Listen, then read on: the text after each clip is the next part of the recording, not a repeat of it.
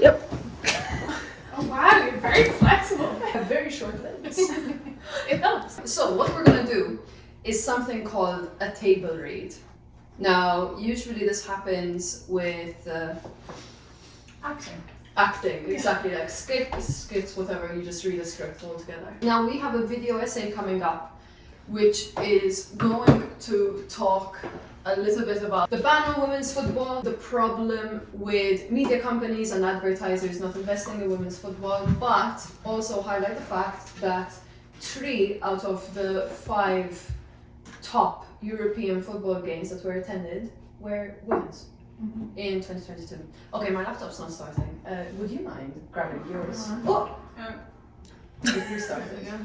The idea here is to highlight any topics that aren't included in the script.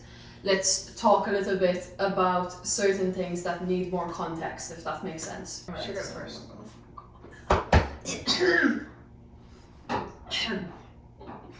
Don't laugh, Aviva. The society we live in today is vastly different from the one where women first started playing football. The first recorded official football match took place on the 9th of May 1881 in Scotland. Since then, women have gained the right to vote, the marriage bar that prohibited married women from applying for job vacancies got lifted, so on and so forth. However, till this day, women's presence in football continues to provoke a hateful and misogynistic response from those that still believe that sport is a male-dominated space. And why is that?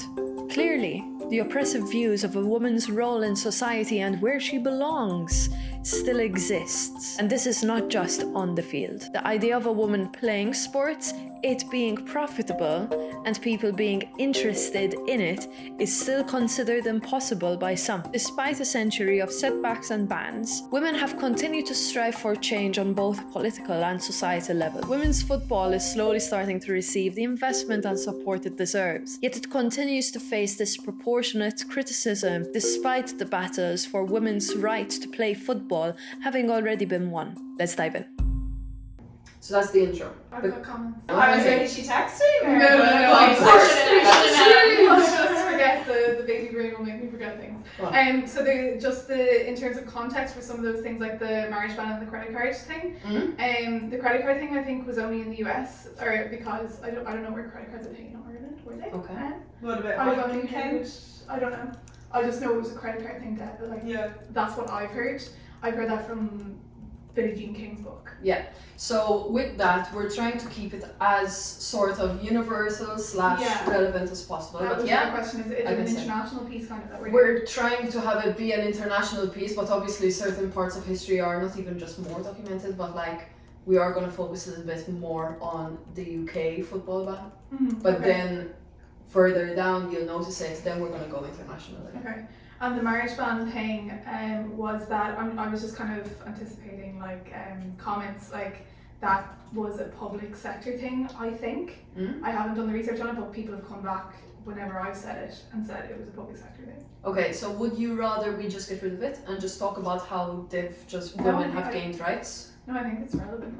It gives context a little bit. It's just anticipating those comments. I think women's place in society should be considered, and while the marriage ban might have been in that, I know I was talking to my granny a couple of months ago and she said she went in to get a job in a very big department store in Dublin at some stage. And no, I wasn't going to name names. Pretty sure it was Cleary's and their clothes. But she said she went in, and it was when she moved to Dublin. She was like, my granddad didn't want her to work, but she wanted to work because she had grown up as part of a family business and had been working. And then she went in unbeknownst to him to try and get a job. And in the interview was asked, was she married? She must have had to disclose that. And then the next question was, and do you plan on having children anytime soon? She was like, oh, I'm not really sure, and etc. etc. So I think there should be context around the preconceptions of women and what about the women that don't want to have babies? I know that's a while back, but also it just comes into it. The assumption that people can have kids as well, and that people can plan that, which is not always the case. Is there not a section in the Constitution that still says that a woman's place is in the home? Yeah, and that's being removed this coming November or something. Yeah. Oh, So maybe that could be included instead I of. did not know that. Yeah. I think while the policy might have been around public sector, I think it did feed into other areas of the environment, and the attitudes still remain. The attitudes, I think that's the thing. Yeah. Okay, Grant, perfect. So let's go into history. Although the first recorded women's football game was back in 1881, it wasn't until the First World War that the women's game started to gain popularity, and this completely changed the narrative for the sport. During World War I in the UK, which started in 1914, many men were drafted into the military, leaving a shortage of workers in many industries. Although women were already working at the time, they were encouraged to take up jobs in industries that were previously reserved for men. Within a short space of time, the UK saw its first female police officers, women started working in the transport industry. In 1915 there was a high demand for women to work in munitions, and in 1916 the WAAC, the Women's Army Auxiliary Corps, was established to replace the jobs being done by soldiers in the war. During all of this, military hospitals started to run low on funds, so they approached these munition factories with the idea to play football and raise money for charity. Football then started to get promoted among female workers due to the positive effects it had on your physical and mental health, and rightly so. So with that, munition factories started forming their own women's football teams, the most popular one being the Dig Care ladies team based in Preston. Along their journey, they started to attract really large crowds for their exhibition matches, their first one being held on Christmas Day with 10,000 supporters. Obviously, the women got the football bug. So this one is interesting because a lot of people constantly think whenever we start to explain this, like the start of the stories, a lot of people think, oh, the men went to war and the women just played football for the crack, which is completely false. It's the women were dragged, and right, completely understandable, they took up jobs to keep society functioning. They were approached to start playing football to raise money for charity. And it was for the wounded physical soldiers. It was the physical activity as well, because I was watching something recently where it was talking about how, like, they were essentially being treated the same as the men when the men were gone. Exactly, that's it. And they were doing it a was good the job. physical health benefits it was for the the strength for the of jobs. the job. Exactly. As well as that, I think it's something that is a major thing there is that who the decision makers were. So like, let's say, or who the decision makers still are. So like, when it's convenient for the men, the women came in there to help and keep the economy going and keep the industry going, right? Yeah. When it wasn't convenient for the men, They're out. the decision makers who were the men actually said, okay, no, you're gone. I don't like this, so you're gone. So the problem is still there today, where like the decision makers rejecting. Then you're gonna like the rest of the script, Chantal. As well, like you mentioned the fact that there's a crowd of 10,000 people, which I think is interesting, and you know, there's games that are still like working towards that, whether it's local and that type of thing. But you would think that if they were achieving a number like 10,000, I was watching something. Yeah, like that's the first game, and there was something else that I saw, and I think they had like 51,000 at another game. Wait for the thing, it's great. Okay. I would say on that though, back in the day, matches weren't seated; it was standing, so Yeah. you could fill stadiums a lot easier than you can fill Exactly. stadiums now. So the 10,000 now, like well, that is a lot. Like I think Manchester United and other teams used to get like 100,000 people going to matches because like you used to just fill stadiums like sardines. Just show up. Yeah, Exactly. and That then- and also entertainment was different at the time. Yeah, It wasn't like That's you true. know, That's like- true. As There well. was less to compete with. Yeah. Yeah, I did take that. Like if if there wasn't other activities, but I suppose bringing it forward to today, on your point, like from a female perspective, there are stadiums that are big enough to hold more than 10,000. Just a thought that came to my mind there that it's definitely not relevant here, but when you say people were packed in like sardines because they were all standing. So like, let's say if I'm going to buy a ticket for Crow Park, I would either go in Hogan's, Davin, or Nally or Cusack, which are all seated, right? I'll never go in the Hill as a woman. First of all, because like you're going to get moved, bashed around the place, but also like I'm short. Women are shorter than men, and you can't see. So does that mean that we have less accessibility technically to stadiums because we're shorter? So I would never go for the hill, because I'm short. I'd definitely be on the hill. Yeah, you're taller than me, but by about an inch. I'm 5'3". Okay, 3 inches. Don't worry, we'll give you a booster seat. He's wearing heels. Yeah, I was gonna say that. Alright, okay. Allow me to interrupt you for a second. Answer this question for me in one word. Why do people watch sports? If you said entertainment, then you're correct. The overarching reason why people watch sports is because it's fun.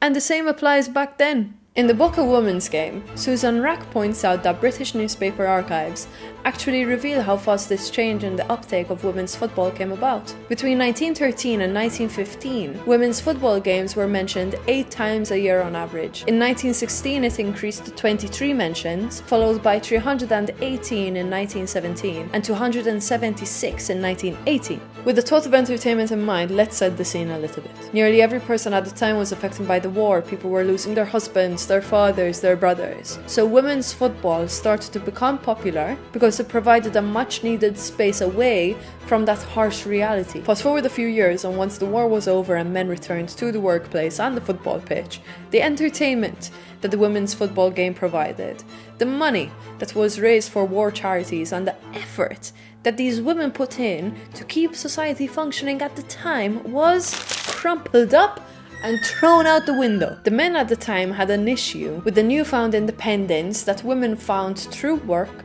and through sport. This eventually led to what is commonly known, or not so commonly known, as the ban on women's football. I think family members is okay. I don't think we need to mention husbands specifically. Because husband falls under family. Yeah. Valid. Yeah.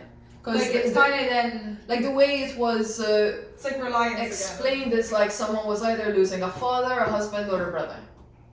You know? So it can be if family. you want to change it to that then, rather than saying family members, change it to father, husband, brother, then it's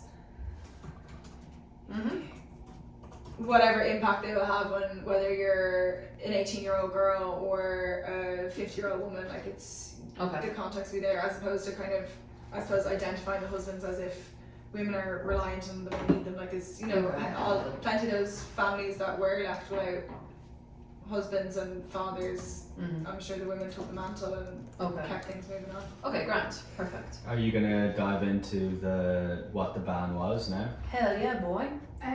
When you said the commonly known, the term, the ban, I would actually say commonly or not so commonly known ban, because I think that's just something that we know. I don't think a lot of people actually know about that ban. Not so common. Yeah, like that was only something I like I learned that. about, I like to that. be fair, in the last 2 years. Yeah. Yeah. True. Okay.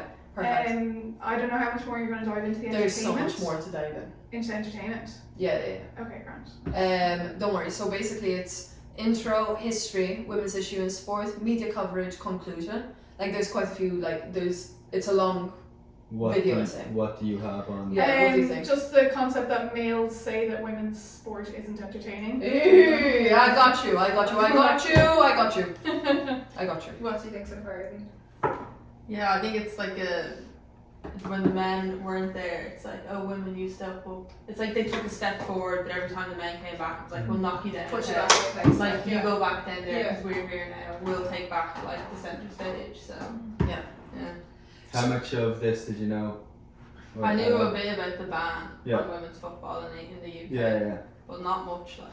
Yeah, I like Neve, I only learned about it, and I still don't know that much about it. So I'd be interested to hear more Yeah. what you have to say.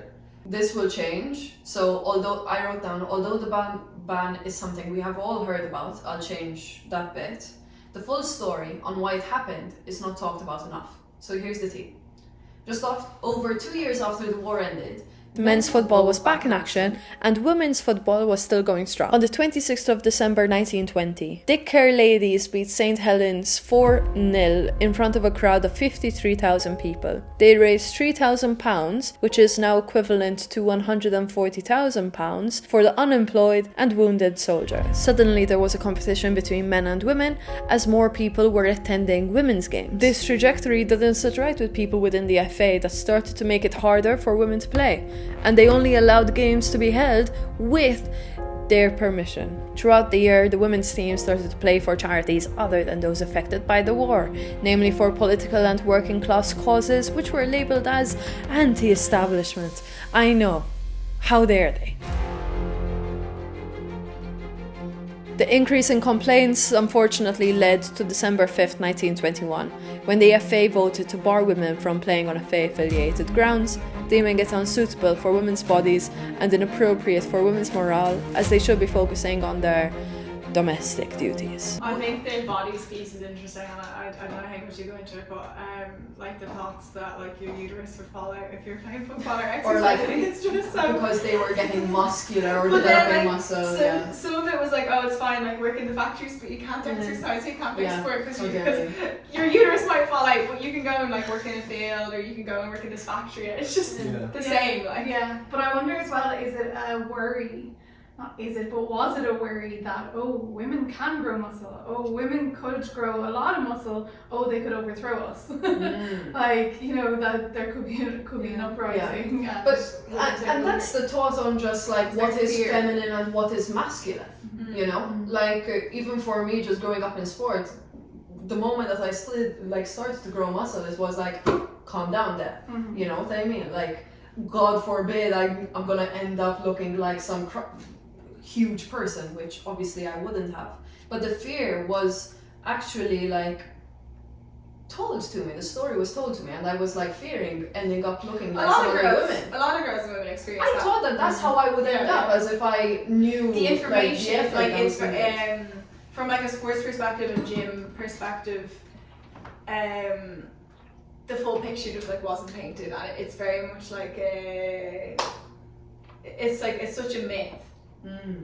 And it's like passed down without anyone actually having done the research, and now we're getting a lot more of that, and we're like, I suppose, understanding strength, nutrition and like physiology and stuff like a bit better, and coaches are, but I think it's also the aesthetic that we're like told, like via Instagram and stuff. Like, let's say when I was younger, I was quite like strong on my shoulders just from Camogie, and a lot of my friends were, and we were very picky about things that we wore because we didn't want to show the strength of our shoulders. We felt beefy, like when if we were wearing like straps like this, like we would never wear straps like that. Well, I wouldn't, and I know a couple others who wouldn't have, because you're conscious of, you're like, oh, why can't I just get the nice little, the nice really toned shoulders? But no, mine were like strong. Like. I had a physiotherapist fully tell me not to buy a specific protein powder because it will make me bulky, but to get the women's version of the protein powder, because apparently that would eliminate the fat right below my skin and on top of my muscle. Like, it was scary, like the stuff that was told to us was unreal. I think the language around it is interesting. I always find, like, I have friends who are PTs and I always read a few things, like when girls and women want to go to the gym, tone up. They always say they want to be toned, they don't want to be muscly or bulky. Like those are like, I don't want to be muscly, I don't want to be bulky, strong, sort of. but I want to be toned. Yeah. Like that's, and then like you see PTs now being like, oh, 12-week toning plan. It's not building muscle or whatever it is, which is interesting. Is that different with men? Do men not say that they want to be toned? Just out of curiosity. Everyone, I don't know. I have no clue, but I don't think so. It's like, I want to be muscle. massive. Yeah. It's also funny because when you start lifting weights, this is generalizing. When you start lifting weights as well, though, like the amount you have to eat, the amount of work you have to put in to actually build muscle is hilarious when you think about it. It's like, if I lift one curl, I'm gonna get so muscly. I walked into a gym and I was told, careful now, you're gonna get huge. Yeah. And it's like, unless I was there non-stop. It's but you had the value to eat, and I think that's and the organising those meals. misconception. Oh my god, the guys that I would like in the office, like in my last job, who would be like eating tins of tuna. But I think that's and like obviously there's like seems to be a lot more information out there now, and yeah, it can be tough, like there's a little bit of information overload, but I think if you rewind like 20 years, less of that information was available, so it was very much that misconception that if you go to the gym, like you're just gonna like walk out Instantly. like instant muscles. But I think an interesting thing as well is actually internationally, and I don't know if we could, I've seen like graphics and stuff of like what is attractive or what is beautiful in different countries can vary quite a lot. But I definitely think in like some Western countries that it has been this like slight, like I don't want to say feminine, but that's kind of, that's kind of what comes up. But anyway, this kind of, I don't know. And not just over countries, but over time as well within the Western world. Like the perception has been different over time. Like, you know, now the whole Kardashian image is coming in, like the big bum and the tiny waist, like. Whereas before, in the 90s, it was like, America's Next Top Model, flat, no bum at all, like, you know. And so it's interesting. I think it's definitely going in a better direction. Yeah. Do you know what I mean? The fact that, you know, being curvy and being different shapes and stuff is, I think, is becoming more acceptable. I think that's much better than like what I honestly don't even know how to show like America's Next Top Model really was. Be shown. Is that still on? I don't know. I don't think so. But now Ozempic is trending. What is it? It's a diabetes pill that people are taking for weight loss. So a lot of really celebrities are now, like female celebrities are losing their breast implants, and like skinny is now like slowly getting back. It's going back. Yeah. Going back to the script, Yes. the thing where you said that women's matches were more popular than men's matches. Now you're gonna get a few comments saying sources, like And where are you getting this information from? And I got you. If that's true, that's obviously fact. like brilliant. But And let's go, Wait, one sec. Sorry. guys. One more thing about the perception of like the way we've done it there is that we could lose guys in the conversation at this stage. Yes. Because they could be like, oh, this is just male bashing. It's a very confrontational piece. Yeah, but maybe could we say something like, don't worry lads, or don't worry everyone, like we're gonna like, it's gonna come back around as to why we're talking about this stuff. Yeah, we can figure just out put in maybe a in the caveat, intro or like a caveat, or even just like in the final edit afterwards. In fairness, because it is quite a confrontational piece, but I am quite neutral in it. It's just like stating the fact. So on your note, Mohammed. Let's be real, we all know why this happened. A competition started between the men's game and the women's game, and the women were getting bigger crowds. On Christmas Day in 1920, the Everton men's team played against Arsenal over in Goodison Park in front of 35,000 people, and yet 53,000 people flocked over to the same park the next day to watch Dick Kerr ladies beat St. Helens. The observation here is that the women's game was damaging the men's game, which it wasn't, because this is sport we're talking about. It's supposed to be fun. The more people that enjoy it, the better. But regardless of this, the men in power did what they usually did. They stopped another group other than themselves from what? Succeeding. Are we surprised? Come closer. No. Regardless, the golden era of women's football was over, and this changed the narrative for the women's game forever. For the next several decades, women's football became an underground scene, as some clubs and players kept playing despite the ban. Fast forward to 1967, when 19-year-old Patricia Gregory asked her local newspaper why women didn't play football. The outcome wasn't exactly what she expected, as women came forward asking to join her non-existent team. Patricia quickly found out about the ban after she applied to her local council to use a pitch and was rejected. She was trying to form a club and was met with problems wherever she went. Out of frustration, she again wrote back to the local paper, explaining the issues she faced, and one men's team from Tottenham offered her to use their training grounds, and that is where her team White Ribbon was formed. Clearly, Gregory was relentless and didn't take no for an answer, and by 1968, the local council actually agreed to let her hire a pitch. Although many outlets say that the ban was lifted in 1971, Patricia actually says that it was lifted in 1969, but there's no official record of it because it wasn't something that was celebrated. In Patricia's words, there was no flash of light or anything like that. I wish I could tell you there was great excitement, but there wasn't. We just solved each problem as it came, one by one. So that's history. Yeah, that's cool. the ban. What do you think? You're like looking at me. No, Yeah, no, I think that's. Yeah. It's interesting. It's really interesting. It's very cool. I think Yeah. the 69 versus 71 pieces.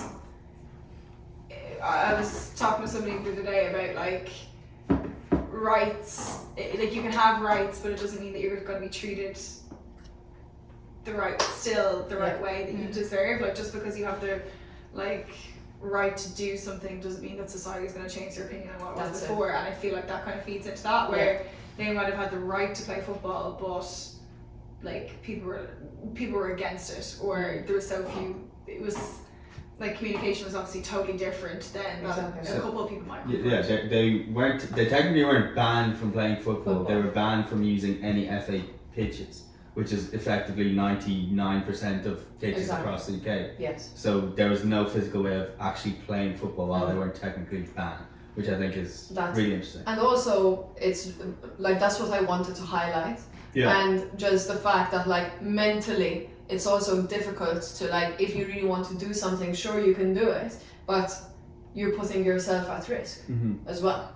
Because of like the way it was told that this is damaging your body, you should like go back to where you belong and all that kind of stuff. I think another thing that feeds into that is that when you said like no flash of lights or no celebration, I think that's still the case today, where we're very much like, okay, one step closer, let's accept it and let's stay quiet about it, because if we're too loud about it, it might be taken away from us again. That's it. And it's just very much like, let's creep along, like just every rung of the ladder until we're finally at the top, Rather which is- than like, what was I gonna say?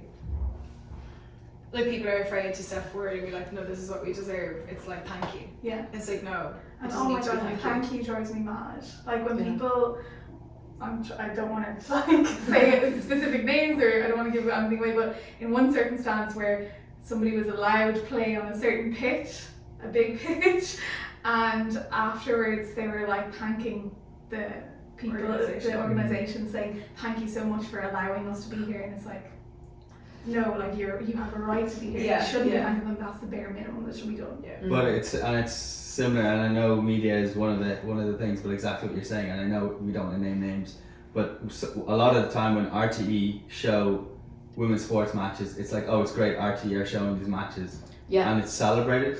That's where it. it's like, we're all paying our TV license, why are we celebrating showing 3 women's sport events for 12 months, where it's like, oh, thank you RTE, they're doing a great job. It's like, no, you should be showing this. If That's it. anything, we should be saying you need to actually- show more, which they should be doing. I actually thought of that earlier today because my dad put a picture of his request for a TV license in our group chat earlier, and he was like, do I pay it? Like in reference to RT like stuff. He's going to pay it. Wink, I was going to put in the group chat, and I didn't because of the backlash that I get, but like I was going to put it into the group chat not until they actually produce content that is reflective of the population. But then I stopped myself because Fair enough.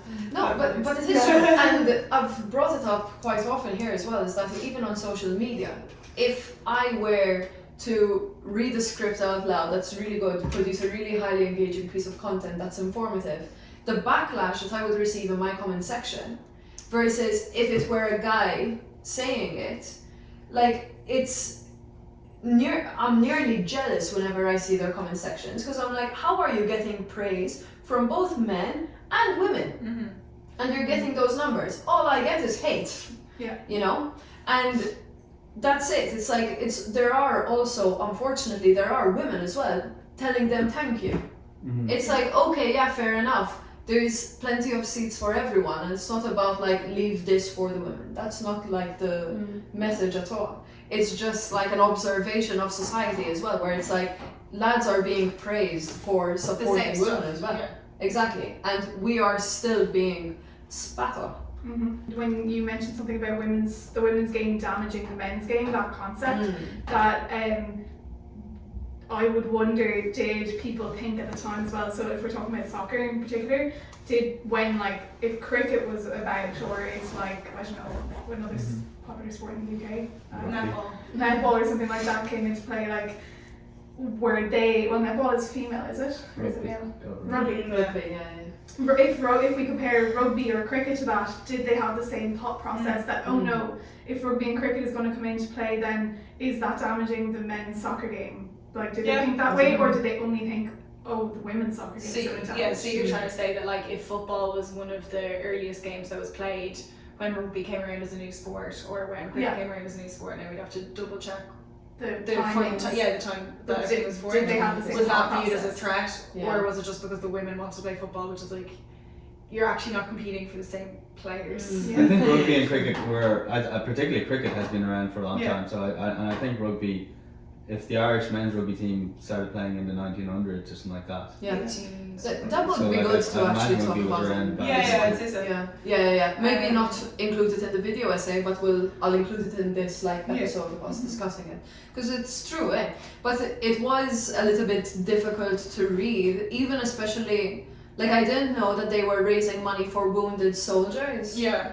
and it seemed like when reading up about it, it was genuinely like, let's find any other reason to stop them, and it's as if it was the moment that they started raising money for other charities other than Yeah, wounded yeah. soldiers, political and working class. So it's not feeding in, Exactly. it's supporting the men.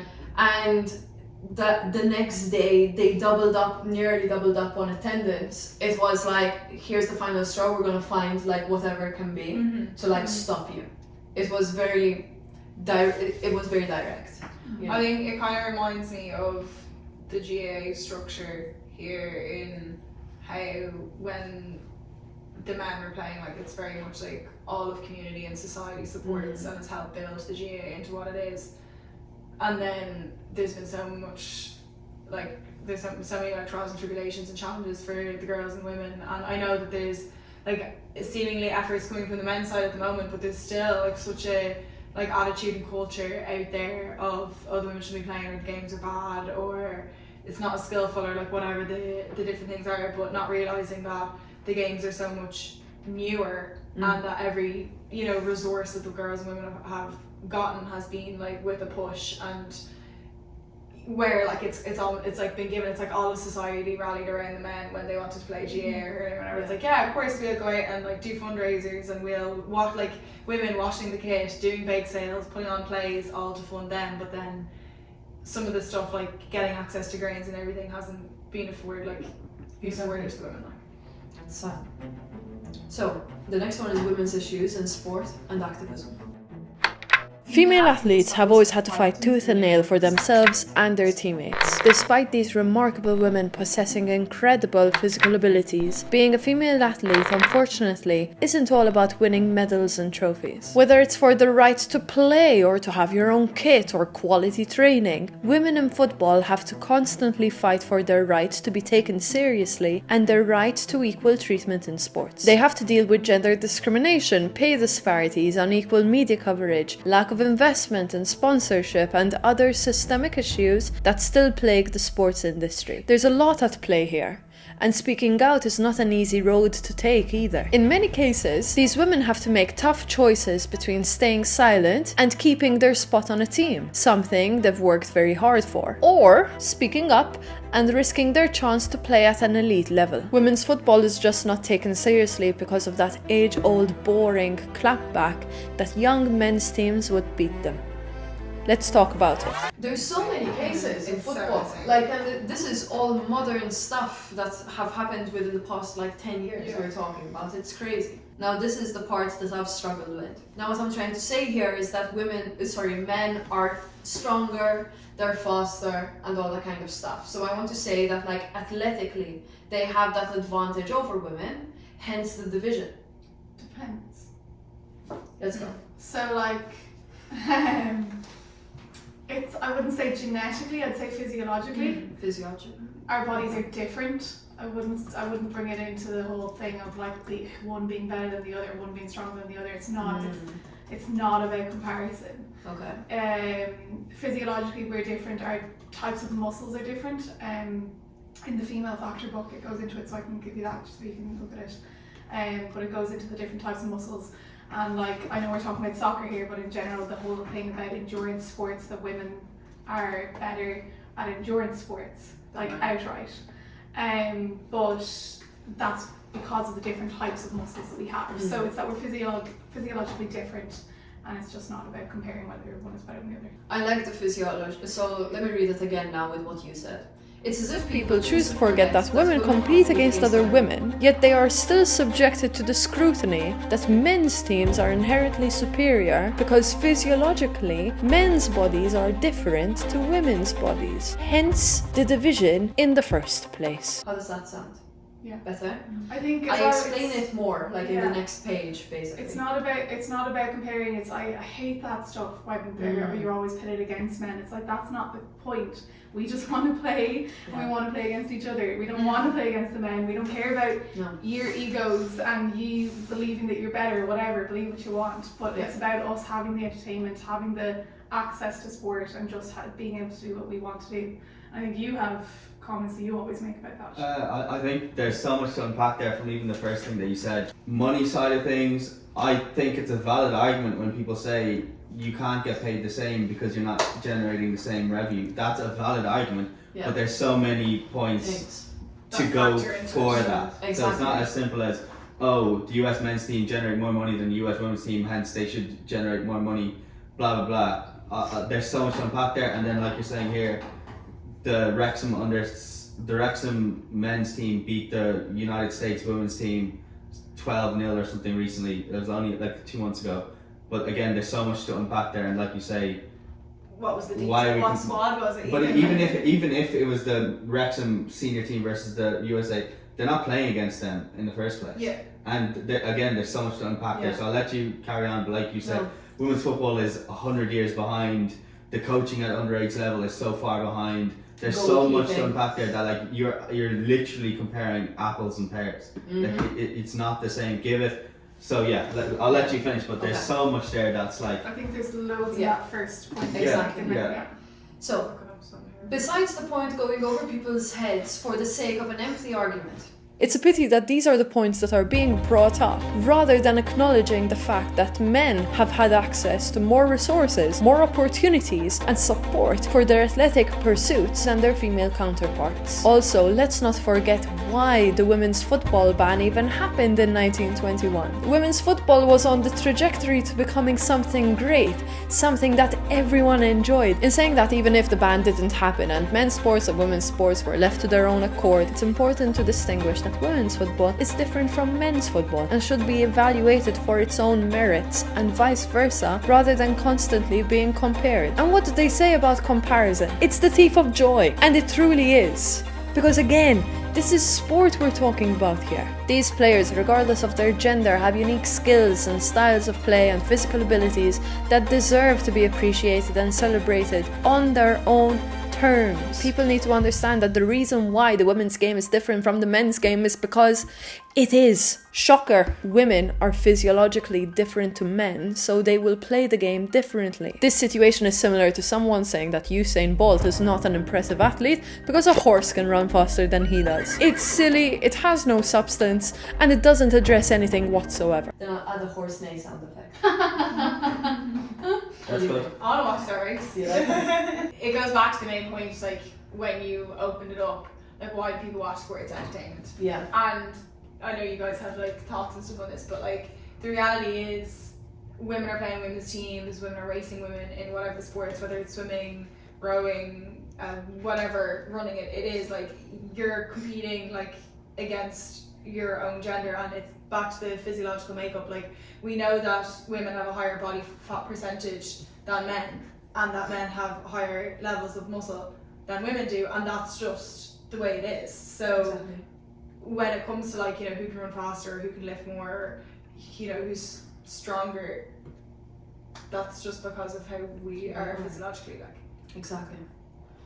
On another yet More important note, we're at a stage now where the FA is, and I quote, trying to right the wrongs of nearly a century of neglect. Those decades of underfunding, lack of support, even active opposition came alongside changes in how women view their bodies, health, exercise, competitive sport, and the further genderizing of sport. Attitudes to women in football, sport, and in society more generally had not progressed in a straight line. This is going to sound very simple.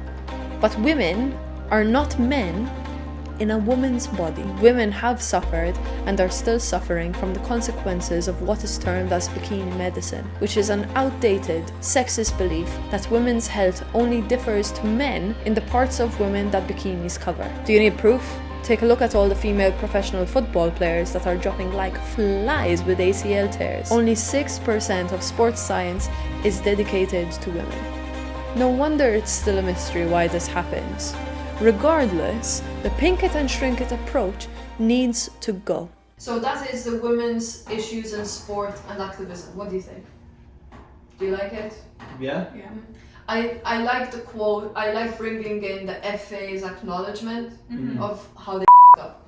Yeah. I feel like that kind of like says it all and addresses it sort of.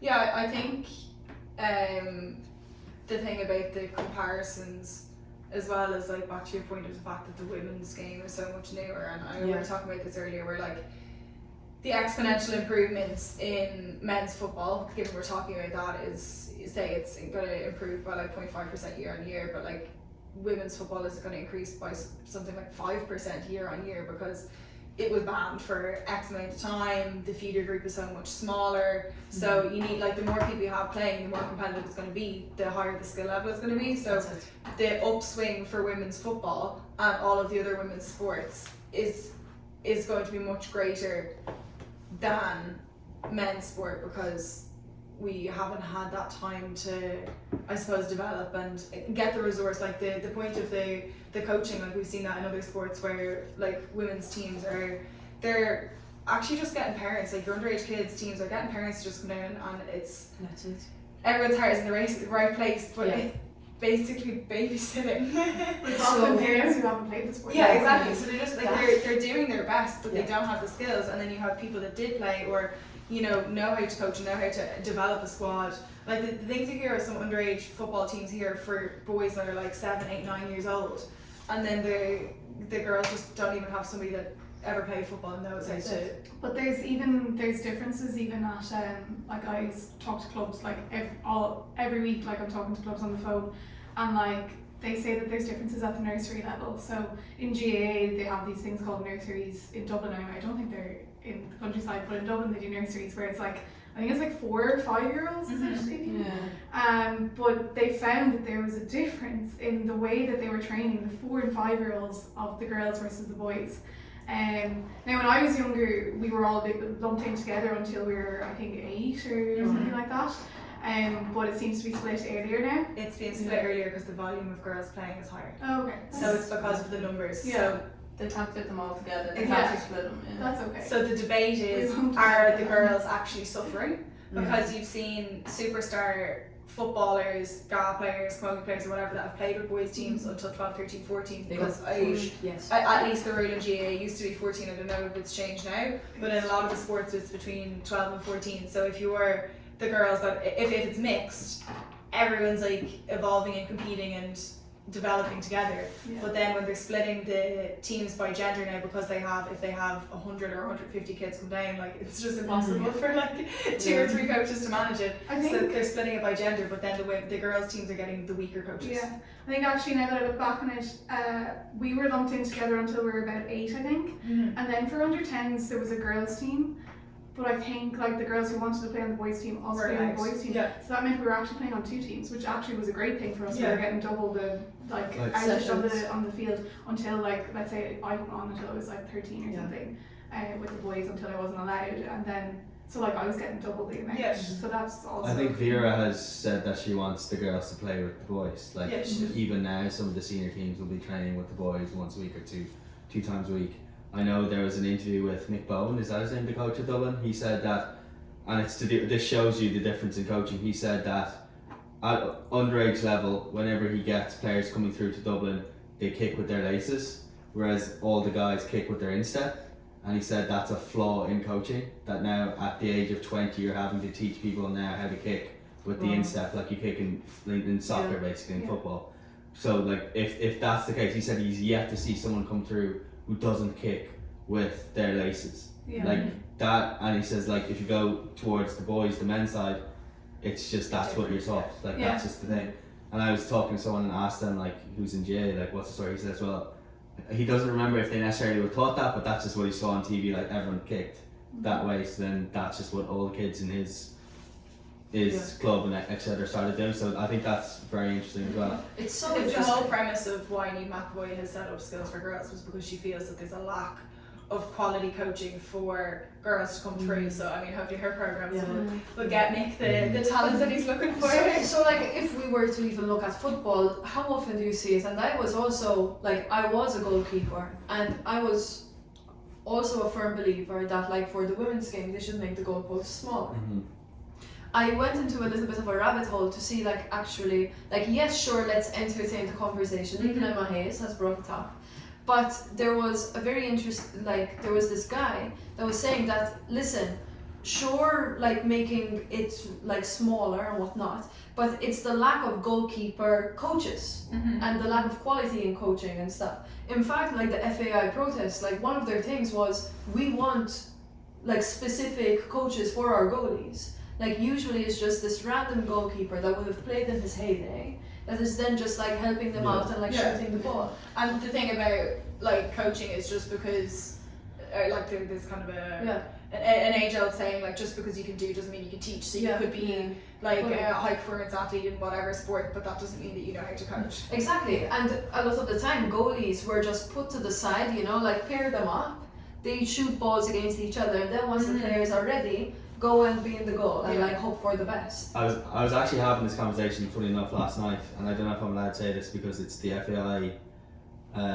course, so this might or not make it, but they have decided that women need to train with men goalkeeping. Like it makes so much sense. Like Manchester United, I think, are doing it now, where the women's goalkeepers are going to be training with the men's goalkeepers. Like it's nothing to do with there's no physical engagement with each other. You're training individually, but you train together, and that's how you get the best train coaching. at a higher level than But I would say, and again, this is a little bit controversial perhaps, but I think we're talking about women's football being behind X number of years, and the skill gap is closing. I think people respect certain athletes and certain footballers, particular footballers. We're like, oh, that footballer is really, that female footballer or that female athlete is really good. The problem is not everyone is at that level, whereas in men's sport, people are at a certain level, whereas in women's sport, you get these outliers who are really good. People respect them, like these are class. The rest, maybe not so much. But just quickly, for sure. But on that, I think outfield football, the skill gap is closing. Outfield goalkeepers, whether it's in soccer, whether it's in ladies football, I personally think the level is below par, and I think it can get better. But and then I was asking last night, what do you think the reason behind that is? Coaching is a big one. Coaching, like you need proper goalkeepers to train goalkeepers. It's one of the hardest positions in sport. 2, perhaps are the goals too big? 3, who grows up in women's sport, because not many people play, maybe now it's going to be different, wanting to be a goalkeeper. Everyone plays outfield, and then maybe when you're 16, 17 you end up being a goalkeeper, and then how much years have you lost? Whereas in men's sport, like you get people wanting to be goalkeepers training from 6, 7 years old, so that's a huge thing. And in then training, like I remember, like if you'd want to play badly when you're putting goals for fear that you would you're save saying that something. no one wants to be in goal. If you save something, you would be putting in goal for the next match, and you're like, no, I don't want that. I think that's the thing, but then the whole debate of whether you should make the goal smaller or not, I don't know, because if you give it 30, 40 years, you're good at the elite level. You're gonna get 6-foot goalkeepers. Like if you wait long enough, you're gonna get that. They're there, you know. But it's just gonna take time. But between now and then, what should you do? And that's a whole different some debate. of the research that you were looking at showing the flexibility of women that actually so there was some research that we were looking at earlier, and it was saying that women are more flexible, so should actually be able to do, I suppose, Get some more that, interesting saves, and it's just, I suppose, about giving it that time to develop. I think, like, my opinion around the things being adapted for the women's game. I know in basketball, the basketball players don't seem to want it. So they almost need to go to the sports, and you have to talk to the athletes, you have to talk to female athletes and get their opinion, and then you also need to consider the entertainment perspective. Nowadays, well, depending on the team, there was a point there where the men's Donegal team were slow to watch for football because they had this Gaelic tactic football, Gaelic yeah. football, sorry, because they had this tactic of recycling the ball and hand passing around, and like it was like watching soccer. Dublin can be the same. Yeah. So I was watching Dublin, you nearly fall asleep. Yeah. They're just passing it around backwards. So like I hate when people say that women's sport isn't entertaining. First of all, you're not watching enough of it. Second of all, like, you know, so there are like matches that are entertaining, you're not watching it. You don't have the connection to the players. I think that's a massive thing. I used to hate soccer until I started working in this job because I started to understand the players and grow a connection online with them, because now I know who Katie McCabe is, and I'm like, I'll watch a game to watch her. Go on, give us more than Katie. I was going to say like Sam Kerr, like I'd love to watch Sam Kerr as well, but like in the men's game, you know the athletes more is because of the media coverage, so therefore you have more of a connection, and therefore it's more entertaining. Exactly. But also, you're not watching enough because there's not enough on TV, and you're not giving it the time. But also when you're talking about the resources, sorry, this is just from my notes, so I'm going backtracking. Yeah. But to summarise on that, we talk about it all the time in our workshops. So the women's game is different, but let's take account of all of the different aspects. So we referenced coaching there, we referenced the size of the ball and stuff like that. But like there's so many different elements that play into it. So like the funding, the marketing, the access to good pitches. Imagine if we were imagine the improvements that would be there if we were playing in female associated boots, if the studies are back that. Imagine the improvements if we had menstrual cycle research. Imagine the improvements if we had the coaching. Imagine improvements if we had scholarships, because then you're getting into better like college scholarships that are like the same amount of college scholarships given out, because then you'd have access to better facilities and stuff. So like imagine there's so many different And elements. also not having to prove yourself every time. But I think like all of those things that you're mentioning there and that we're talking about, and some of the other points is that's why there's so much potential for the game to improve, and people just need to like get invested, get involved, and just like watch, like come on the journey, because it's gonna like the improvement in the entertainment and the skill level, in the speed, in the tactics and everything is just going to drastically improve. But right from the get go, and you're talking about 4 and 5 year olds, like they are being treated differently. But there's Orla Walsh, an elite cyclist for Ireland. I remember speaking to her like 3 years ago, and she was saying that as soon as a baby is born, they're treated differently. And it's like if you wrap up this baby in like blue and a baby boy and baby girl. A baby boy and baby girl. So if you wrap up a baby in blue, it doesn't matter if it's a boy or a girl. People instantly think that it's a boy, and they're like, oh, what a lovely like strong lad you have there. And then when a baby girl is born, if you wrap them in pink, and they're like, oh, what a nice sweet girl you have there. And straight away it's like big and small, strong and weak, and like it's already putting the characteristics on a child. And it doesn't matter what gender it is, like you can put pink and blue and people will automatically assume anyway, but it starts from the very beginning, and it's how society is conditioning us to look at women, look at men, and it completely goes into sport and all the rest of it. You can probably go on to your next point there, but I suppose it's different doesn't mean inferior or less entertaining. Exactly. I also think for the ACL thing, but like it's also the lack of depth in women's like football right now. So like you can't exactly trust your subs. So the likes of Leah Williamson, Beth Mead and all that, fresh off the Euros, then straight into a highly competitive league, because now all the eyes are on them. Like, they're gonna burn out. But do the men not? But it's different because you can sub someone in, and like your player is still going to be super good. It's not a risk. Difference in standards. Exactly, you're not going to risk like taking Leah Williamson out, taking Katie McCabe out for this defender that is obviously good enough to play for Arsenal, but like good enough to start against Chelsea. It goes back to the standard. Like what? It's like if you have more volume coming from the bottom at the top, like your standard at the top in your 23 players or whatever it is. Your top 23, the caliber of your top 23 in men versus your top 23 in women is going to be different. I think though underlying that whole point of the ACL and women's injuries in general in sport is that just 6% of sports science goes to women, are women's sport specific. So Yeah. Like research is so there. much. Like we can talk all week. We can speculate as much as we want. No one knows the answer because no one's done enough research on it. One of the things that they're talking about, because I know the frequency in men's football in terms of games, it is high. But what they're saying, I read something a couple of weeks ago, and what they were talking about was that the men that are playing those matches and the teams that are playing have been doing that for a longer period of time, and they're more supported with like the strength and conditioning, and they've basically been more strength and conditioning, like they've been doing To me, it that's since the they were biggest 16. thing. Like when you're Younger talking about, even. but you're talking about like say Arsenal women's and Arsenal men's.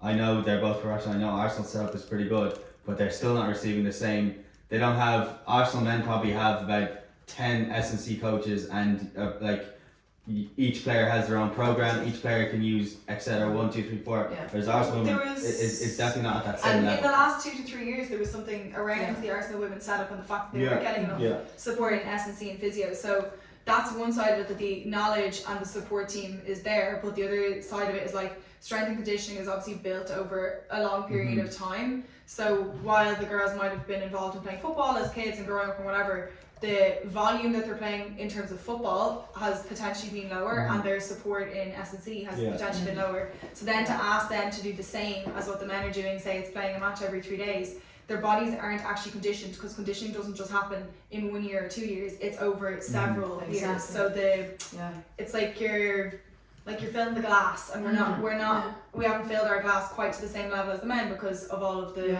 different reasons. And think we of talked all the about. players that we have lost out on because of the lack of investment and S&C and like good facilities in local clubs that would have tore their ACL at 20 and were like, it, I'm not going to return, you know? So, media coverage.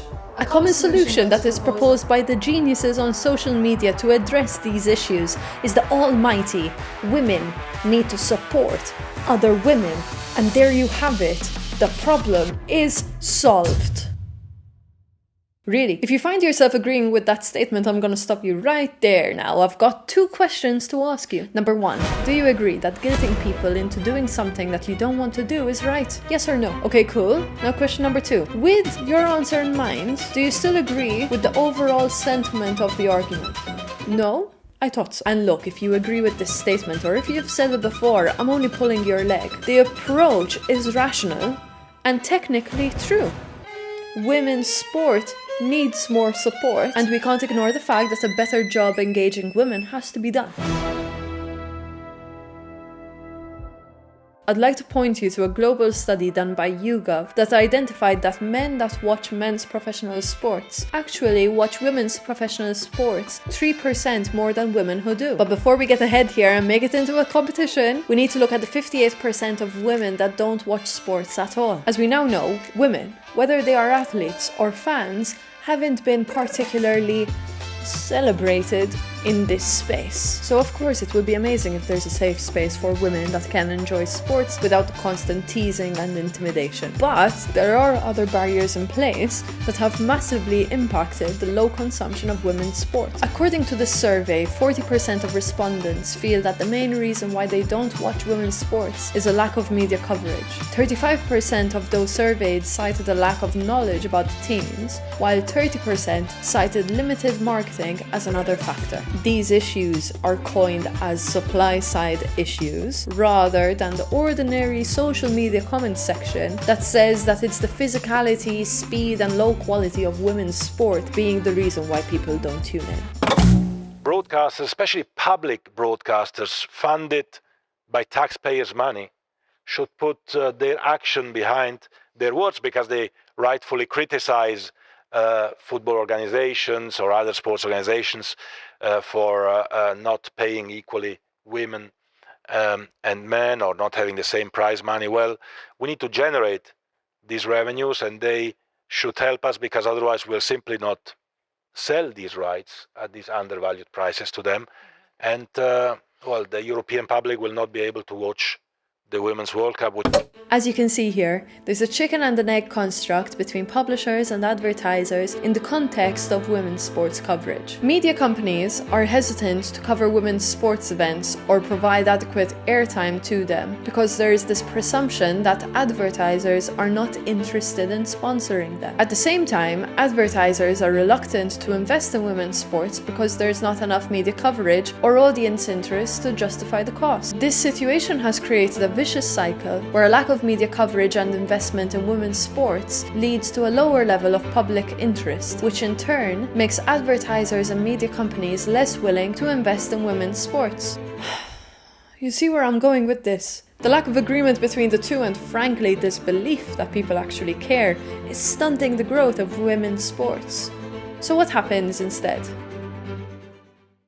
There's a stark difference between how we see female athletes on the field versus how we see them in the media. And in fact, given the overall lack of coverage of women's sports in the media, we're more likely to see female athletes in their bikini than on the field in action.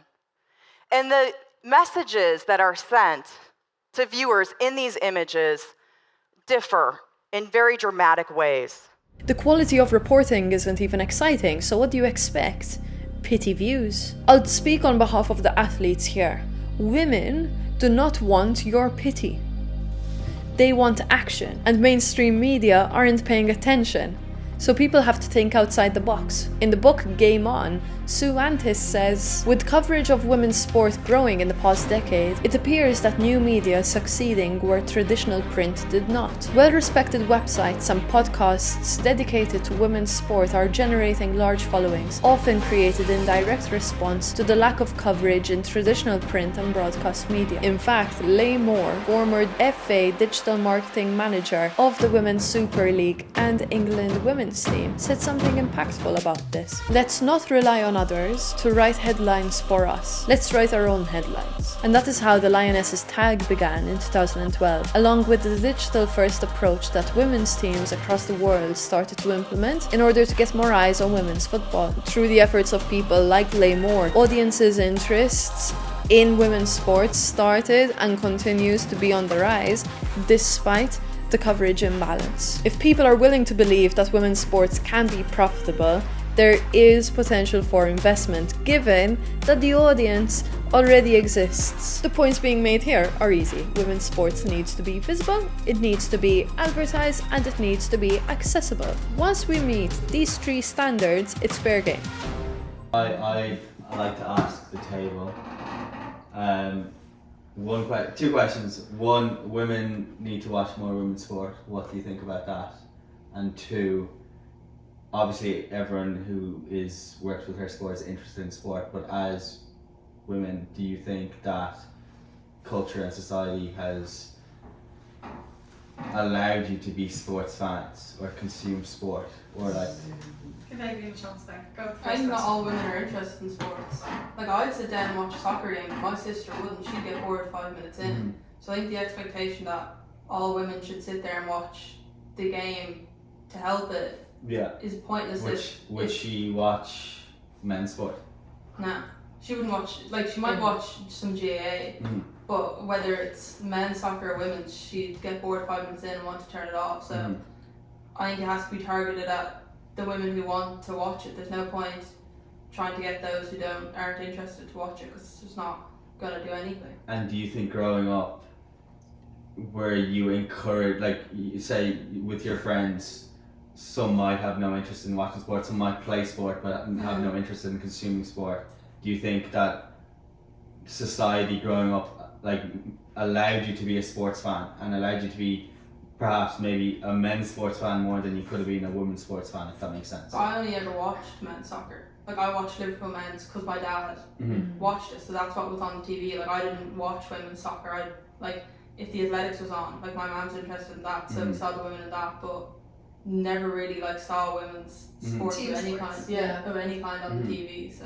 And would you have ever had a situation where you're like, oh, I like to watch football, for instance? Oh, do you know the offside rule? Like, So sometimes it's like how you're often do you hear like it? in school. Name me Yeah. name me this player. Whose number this? You know, So- like so many girls are Do quizzed. you remember have you ever been given the description of this is the offside reel and it's described using like a shopping, like a queue and stuff? No. No, It's like, oh my god, fully. When it was being directed at women.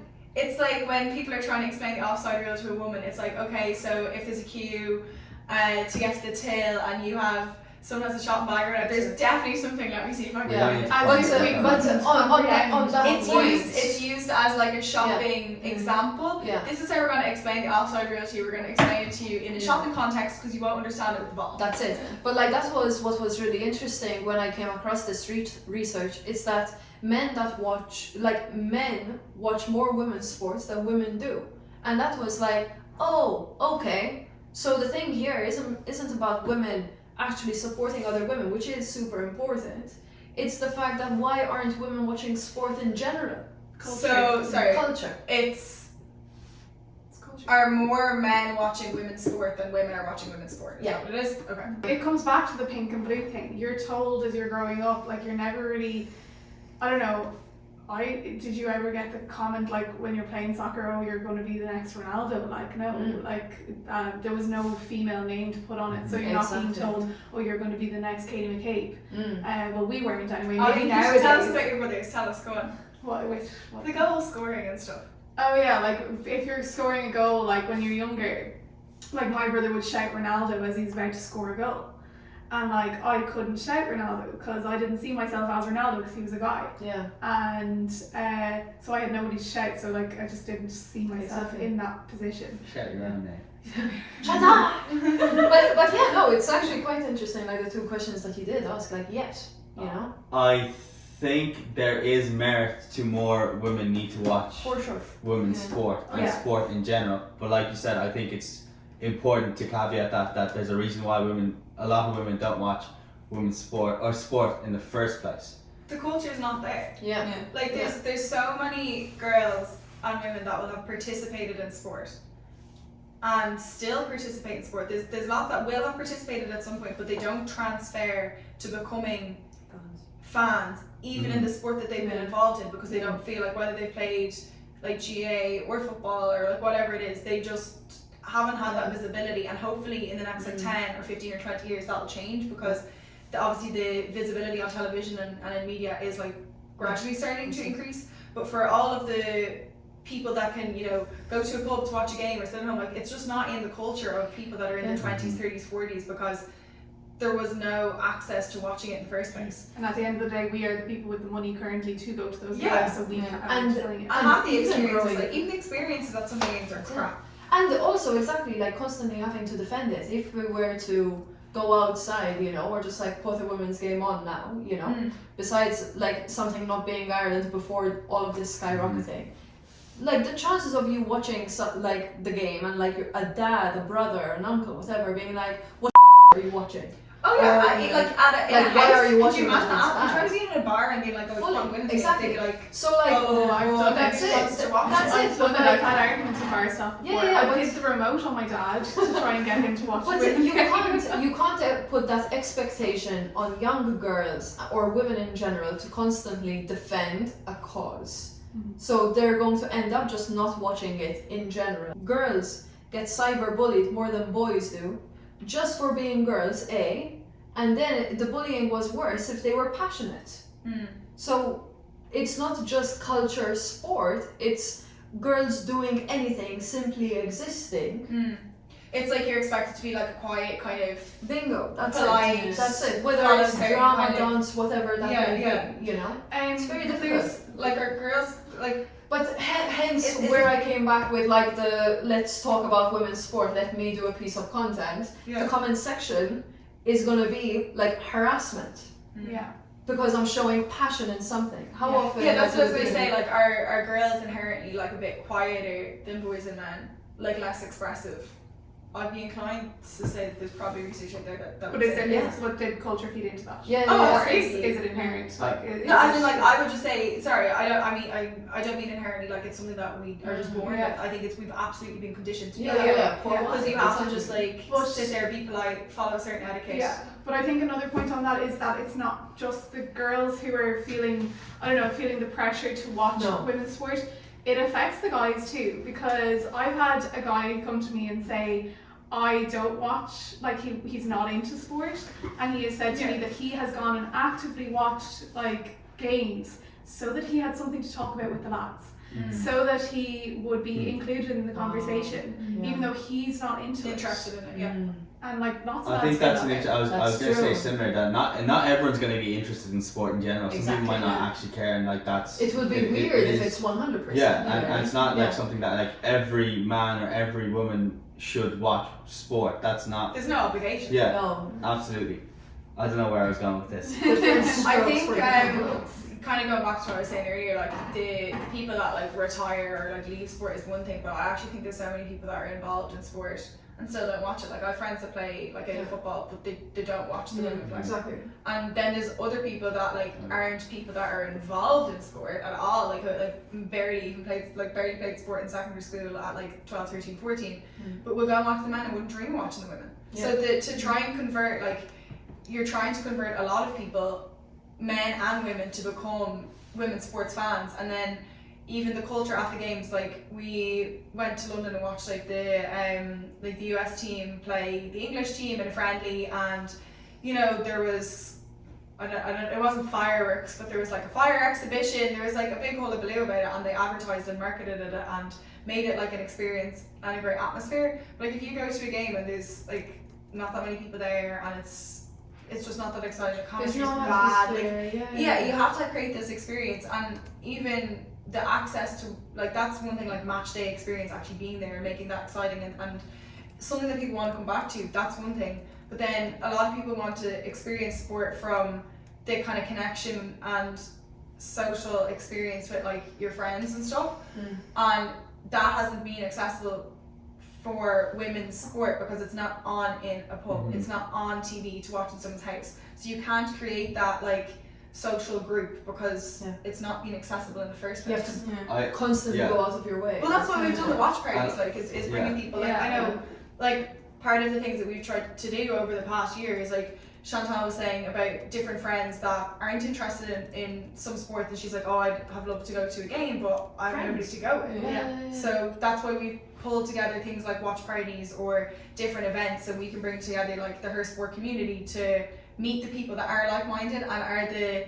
like, I suppose the leaders in that space, to create like the foundation of the space, I suppose is probably better, to then build a bigger and a bigger and a bigger community of people that want to watch women's sport, and men, women, I don't care, like everybody. I think ultimately it is all about visibility, accessibility, and marketing. Like whether you like it or not, that's the key. Like I know we've spoken before about Premier League football. It's on every weekend at 3 o'clock. You might not even care. Like I know you said it's boring, and honestly, it can be boring at times for someone who's particularly has no interest in it. But because it's on every week, you can't miss it. You actually can't miss it. If you tried, you couldn't miss it. But part of this feeds into the marketing as well is the language that's used. So like I have two examples from the last 24 hours. So like one person texted me being like, are you going to the match this weekend? I knew immediately what match they were talking about. It was a men's hurling match, right? But like, and I hadn't been talking to her in like weeks, but I knew exactly what she was talking about. And I was going to say, is it the women? I flip it back. Which game? Yeah, the women's or the men's, because the women are probably playing I've been doing that. But you have to. It makes challenge people think because people don't realise that they're using this language as well. And there was a press release actually that I saw that it was something about a match that was on, and I was like, is this a men's match or is this a women's match? Because it did not reference whether it was men's or women's, and I was like, oh, like, do they not realise that they are contributing to this because some of the associations are making the mistakes. Yeah. And it's like you'll get an email that will say, whatever team, and then it will say whatever women's team, and it absolutely needs to be corrected. Some it needs to sports be are men's better team than and others. women's team. Yeah, no, you need to do that, but like there's kind of different bodies that have sent stuff into us, and sometimes they're good at identifying which team they're talking about. But like, to be honest, I don't want to have to go digging through the start lists of the names to try and work out if it's men's or women's team. I just want to know which it is. Yeah. And it's that kind of, like, I know the argument has been like, oh well, the men's teams were set up first, and it's like, yeah, but for so many different reasons, lots of which we talked about. That doesn't make it right. Yeah, exactly. That doesn't matter. Yeah. Like, it just identified so that everybody understands, and I think from a journalism perspective, it's gonna be a nightmare in like 10 or 15 years or 20 years to go back and understand what these people are even talking about. Like, There was an interesting point. I didn't include it here, but it did make me. It made me think, but I kind of didn't agree with it. Where she then explained that there are certain terms referring to the women's teams that some would call like derogatory, so like referring to the women as the ladies or the girls, you know, and that sort of thing. And it was like, is it rude or is it like distasteful to refer to them as that? I think when you refer to adult women as girls, some people Come don't on, you like girls that. in green. What is it? Yeah. I find that so difficult to navigate though, because Yeah. I even find players Like language. like say Come on, I'm you not boys gonna in name no, but I'm not gonna name Yeah, that doesn't players. sound that- yeah, so Yeah. for me, I think come Well, on, that's girls in language. green it's because it's phrase. I think Alliteration, personally I essentially. find if you are nitpicking it's not right. But it's Agreed. and whether that's right, because it's for my convenience to say, oh, the girls Yeah. or the guys or the lads. Like, I know so many, I'm not going to name names, but we've done interviews with so many players who said, oh, the girls, like she's referenced them as the girls, and it's like just the girls. Like, Yeah, oh. the Yeah. Yeah, so That's like, why I didn't include it, because I was like, look, sure, but there's bigger issues Yeah, at play. yeah. Like, To me, if that's we're like gonna so, start like- saying like stop referring to them as the girls or the ladies, Yeah. like listen, one bus at a time. yeah, folks. there's probably the ladies levels to it. is an interesting one. I Because the LGFA. personally wouldn't have much of an opinion on it. I think it's like ladies and gentlemen, and we don't call them the gentlemen's team. But it'd be interesting, Is I that suppose. because they're not supposed to be gentlemen when they're on the pitch? Like they're No. supposed to be like Oh, masculine and, like, Chantal. Yeah, fighting. no, I think it'd be interesting, like rather than us maybe talking about it, if Yeah. people that are watching the video actually get engaged in like, what's your opinion on like, should it be the women's team or is it the ladies team or what is it? But Great here first. is it Comments below. is that like you're saying like nitpicking? For me, I would feel yes, I would much rather see it be like the Irish women's team and the Irish men's team, or what in whatever context. That is far more important, I think, than 'Cause getting it- into debate over. Because even like if you were to address us all here, would you say, guys, be quiet for a second? Yeah. Yeah. Like that's Some might find that offensive. exactly. So Yeah. like, look, language in Yeah. itself is a whole But other exactly. conversation Yeah. to be had.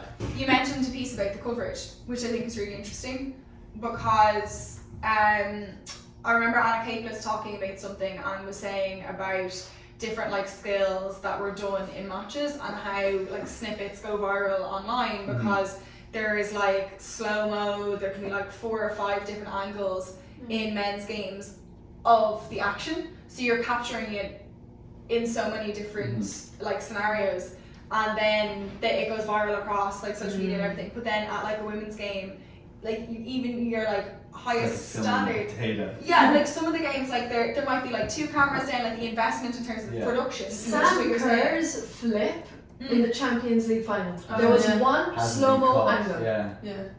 One That's ridiculous. slow-mo angle. Like Yeah, the Champions photos League as there were unreal. Literally. The FA Cup or the Champions League? Oh, sorry. FA Cup, wasn't it? FA Cup. Sorry. Because Sorry, I'm my yet to flips see, every time I'm yet to away. see the That should final be in version of every- that. Yeah. Like we were I saw all that waiting on it. photos. It's fully just like sorry. Yeah. So I was there like waiting, like I know, because you can see her like go like Yeah. that. She started to do it, and the And camera was just like, camera Yeah, pans. yeah. And it was just one slow-mo angle that they were like Yeah. that they could Yeah. give. It's like how? But if is that was a men's player, there would be so many different angles and it would be Yeah. everywhere. But it's also just one of those things, the knowledge. Like, do you not know that Sam Kerr, the chances of her doing a flip like as her celebration, like everyone is like going with the Ronaldo like shoot, like Yeah. you know it, you know it. I think my devil's advocate on that is they absolutely should be catching that. Okay. Don't get like that is bad. They should be catching that. Yeah. But the amount of cameras, etc., also comes with Investment. and like global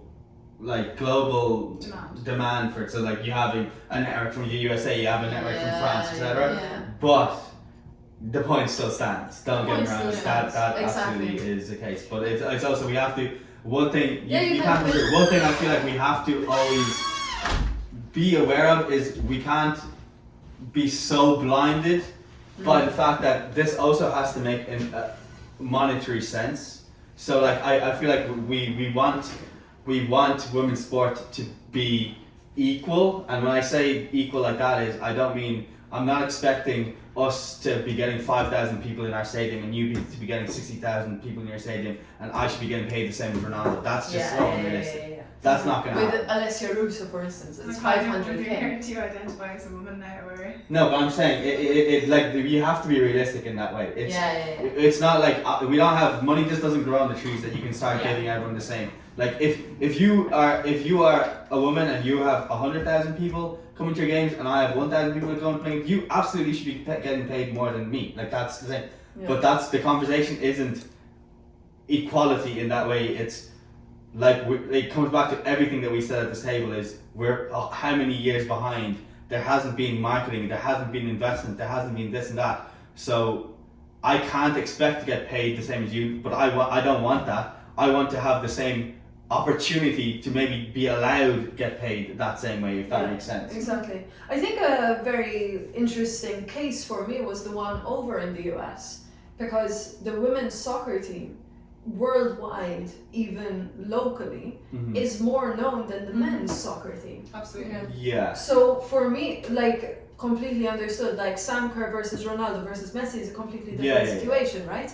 But that one I found very interesting because it's like, listen, they are hitting the numbers more than the men's team are. So like, what was the reasoning there? I don't know the Yeah. answer to that. I would Exactly. hazard a guess that the men's World Cup, well we know the answer, the men's World Cup prize money is much more than the women's prize money. That's it. So they are generating more money But for they their federation. didn't even get but- close, like the Look, women's yeah. won it. But it's because I know there's obviously the equal pay deal and stuff, but the sponsorships I think are the women not generating more sponsorships. I honestly don't Yeah, know that's the ins it. and I outs. But think of then that's part of the also it's like conversation. the accessibility to certain things, you know, like make the kids nicer, bring the t-shirts closer, But size like you talk, we're differences like and talking stuff. about kit, like okay, so we're obviously, you know, we'll have this later in the time of the World Cup, but Yeah. you know, we're looking at the training kits that Ireland is wearing at the moment. Yeah, because they're so Like, much nicer So than there's the... so much nicer. Yeah. But so you much. can't even get the jersey. Yeah, you can't. Yeah. Like okay, so people want to, and the amount of people messaging us and tagging her sport and everything in like, where can you get it? I've looked, like people are going to loads of different shops to try and get the jerseys. They've ordered the jerseys with the Sky logo on them, and they've arrived without the Without. Sky logo on it. I saw Even that. the names on the back. Yeah. They can't get like their No. favourite player, they can't get You them on the can't even back. get the It's- jersey Yeah. that And I like people wonder- want to be. That's it. Like people at the moment want to be associated with the women's team. It's the women's team that are going to the World Cup, and they want the jersey that the women are wearing or that they're training in. Yeah, And everybody absolutely. at the moment knows that Sky is associated with it, and they want to have the jersey that has Sky on it. And the training kit is nice. It's gorgeous. Yeah. Why are they not selling it? I think that's a good point. Ridiculous. And I think going back to what I was saying, like the prize money for the men is probably bigger than the women's, but in terms of shirt sales and in terms of players more known, Yeah. Megan Rapinoe and Alex Morgan are definitely more known than I don't even know who plays for the men's team. So it's, and I think America are very good at monetizing their women's team. I know their shirt sales for some of their players, I'm pretty sure Exceeds. exceeds like They're Pogba or something They're like that. super. Yeah. Maybe that was Manchester. Okay, don't quote me Was on that one of the It was the club team. Barcelona or It was the Spanish club team. players? There It was was- something where a women's team had like skyrocketed It was when- and sales were insane. It was when the 2 or 3 American players went over to play in the Women's Super League, I think. Yeah. It was they sold more. Alex Morgan went to Tottenham for like 6 months and something else. I And I see. think that's when Yeah. the shirt sales. It's whoever went to Man Yeah. United. Tobin Heath from the US. That's the went one. to She Man sold United. more Because she jerseys went- than. yeah. Because than growing Pogba. up, it was the women's soccer team that was like probably most known to like young Oh, yeah. female Yeah, yeah, volleyball yeah, yeah. players. Like we didn't know much They were about huge. Europeans. They were huge. But like there's a question there that like just popped up is it's like maybe from like is it a manufacturing thing? Are they going like oh we won't sell It that probably much? is. It You probably know? is. I know. Oh like surely it I just won't feel like they're then not do trying. that. But are they selling any? The feedback we Like, got. This is not to get. Yeah, There's they're no not selling chance. The any. feedback we got was it was the new Ireland manufacturer who had made a mistake or underestimated Underestimate. what. That's Well, it. I don't know, but it's the Yeah. the retailers have blamed manufacturers for that. Of course. But then as again, But when we were at the underestimation. that's the Zambia key match, word. they weren't wearing Sky. Yeah, So yeah, when you're yeah. playing They're- you're not actually out playing internationally wearing the logo. But you can wearing still sell the Sky, jersey. But everybody knows that they're sponsored by By them. Sky. So when they're wearing training stuff, they're wearing Sky. They're like, If you go to Kildare Village, you can get like a Sky jersey, but you can't get it online. But There's only X amount don't you even can know how get. many So of them like you yeah, got. I don't know. They made a mistake. They made a Where mistake, in but they Kildare? decided not Sorry, to. I'm going. in the Castor shop. There's a Castor shop in Kilkenny? So the Do manufacturer they have? has. Do they made have the an error. training jersey available though? I Because don't- like the training jersey is It's lovely. absolutely gorgeous. Yes, it's lovely. Like every time I look at this, I'm like, I will pay for that. I don't think I they do. won't I pay don't for think I've the ever others. seen it on There online. was somewhere that I found it the other day. And Even I was their bibs are nice. digging. I was digging and I found something somewhere. Yeah. Okay. Can I just touch on what you were saying about having opportunities? I think you Yeah. phrased that really, really well. It was very clear. But I think a concept that people don't understand is equality versus equity. Tell them. So we need equity before we can get to equality. So equality is being on the same page, getting the same resources, right? So that you get the same opportunities. But because we're behind in so many ways in women's sports, in terms of coaching, in terms of resources, facilities, funding, all of that, Yeah. we need additional resources. So equity means having the amount of resources that are needed in order to have the same opportunities, whereas equality is being given the same resources to have the opportunities. So having all those additional backdated levels of coaching and all of that Yeah. leads to equity, and therefore then we can reach equality. It like, and you see examples of that. I know the BBC or ITV had a female-only sports panel at one point, and Alan Sugar or Piers Morgan, I think it was Alan Sugar, had commented being like, where's the equality here? There's only women on the panel. And I think that comes back to the equity though, in terms of, I do agree there should be a male voice on the panel and there should always be, a balance on it. But the argument there would be, well, for the last 100 years in broadcasting, there's been no women on as a host or as a pundit. So what they're doing is putting everyone there because they need the opportunity. That's it. And like it's probably not the same example, but you see in countries that have had segregation and racial discrimination, they have introduced quotas. You have to either interview X amount of people of colour, or you have to have, in South Africa they have a quota system where you have to have X amount of people of colour on your team, like in the rugby team and the cricket team. I don't know if it's in the football team, but that's a quota, and whether you like it or not, and there's debates that you can have if that's right or wrong. Team players, like you mean? Yeah, that you have to have X amount of players. So Because of that, that's going to feed down to the grassroots level. That Yeah, then and- they're going to accommodate more and more people to get yeah, involved. so it's but that is the whole idea of equity, and I know that's an extreme example. Yes. But that is the whole idea that you need to do more to be allowed to then eventually get it to the level playing field, because you're so far behind. If you keep doing the same thing, the gap is always there. So you're trying to reduce the gap. So But then people who do go on and do, if they are pundits, let's say, then they have to be slated in the comments and all that. That's But again, it. that's media training. Everybody Yeah, needs the media training to I be will on the same have level. a big thing about that. If you're going to put the women out there, you have to give them the support and the training, and some of it comes from, hypothetically, if we're looking at rugby or we're looking at football, like the men's teams have had more media attention. They've been growing up and they've been playing for a number of years with it. So by the time they come to being pundits or commentators or whatever, they're actually just more practiced because they've had that more media attention in the first place. Yeah. And it's by trying to shift that culture and put that change and putting a woman in the first place, we know that there's going to be a bit of resistance. So instantly they're going to be judged that bit more harshly. So you need to have them prepared, you need to have them supported in being ready for that, rather than just putting people out and hanging them to dry. I just think that's so unfair. And you put women out there, the people that say, actually, yeah, I'll give that a go, and they'll do it once or twice and they'll say, nah, the abuse on Twitter is too much or whatever. And a challenge there comes in also similar to the quota thing is people will then say you're only there because you're instantly. Which is and they say about women how women do so much extra homework, and even like you hear pundits saying like, oh, some of the female pundits have all their homework done, and then the man's like, oh, like so what are your notes? And then it's like I'd actually be like, nah, man. It's all very interesting. I'm really enjoying this. And also go to the pub and not only beg them to put on, but hope that there's a channel that's showing it. Exactly. Yeah, well, that's quite that's so true. Oh, and which channel is it on? God knows. That's what I mean. Yeah. This time I've actually had it where they've like actually put it on for me and then switched it off at half time. Wow. To the men's match that was on, fair enough, but was on every other screen in the pub. Wow. Like, just it's so frustrating. Yeah, that's so silly. Should I go into the conclusion?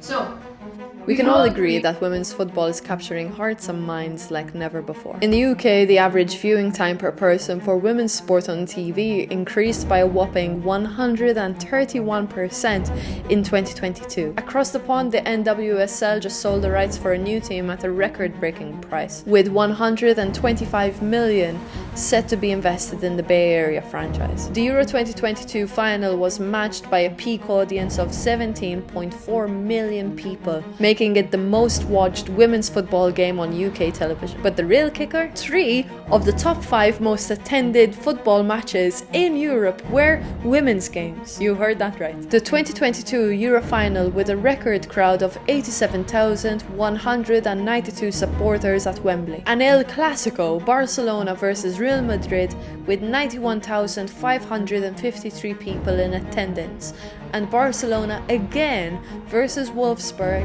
with 91,648 people showing up. If you got to the end of this video and you still think that investing in women's sports seems like a risk, and if you're still doubting whether women's football has a future, then it's time for you to, pardon the pun, kick that notion to the curb. Numbers don't lie. And they're telling us that the audience for women's football and women's sports is growing every day. Women's football is clearly standing on the shoulders of giants. And while the road ahead is still long, women's football is now at a point where men's football was years ago. And even with the pressure and with the constant criticism, these remarkable athletes continue to shine and to put on remarkable performances time and time again. And after all of this, for anyone that wants to leave a comment that says no one's watching or who cares, there's nothing left to say. In the words of Professor Majo Jane, saying that doesn't mean that no one is interested. It only means that you're not interested. And regardless of your personal interests, things are changing. And for the better.